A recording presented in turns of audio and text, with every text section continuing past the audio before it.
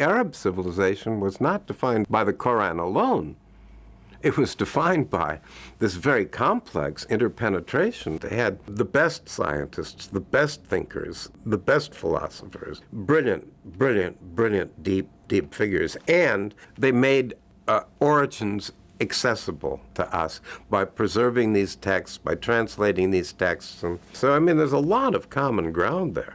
A high Arab civilization is fundamentally Greek. You've made those adjustments. A year ago, I was lecturing in Barcelona, and I went to the Museum of Catalan Art. I saw these inscriptions. Everything was in threes: Arabic, Latin, and Hebrew. Right? I mean, that's what Moorish civilization was. The Christians were there, the Jews were there, the Arabs were there. That was quite beautiful. Had Arabic civilization spread, instead of being defeated by Charles Martel at the Battle of Tours, we might be living in a far more tolerant world than the world that we're living in. But they were driven back.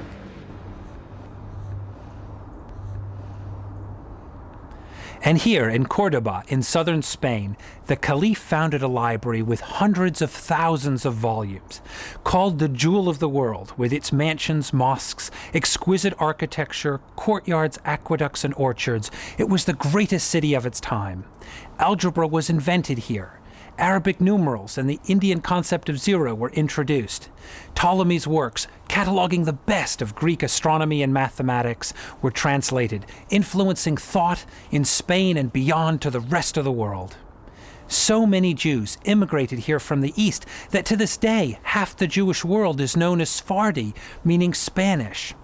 The multicultural paradise in Spain ended abruptly when a cruel Muslim Berber dynasty came to power in the 12th century. But while it lasted, Spain, under the Moors, was the intellectual center of the world.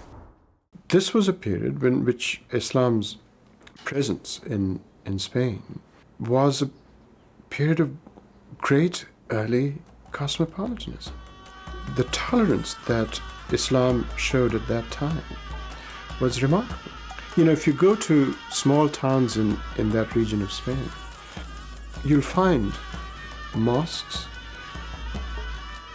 churches, and synagogues literally nestling against one another, you know, with just gates adjoining each other.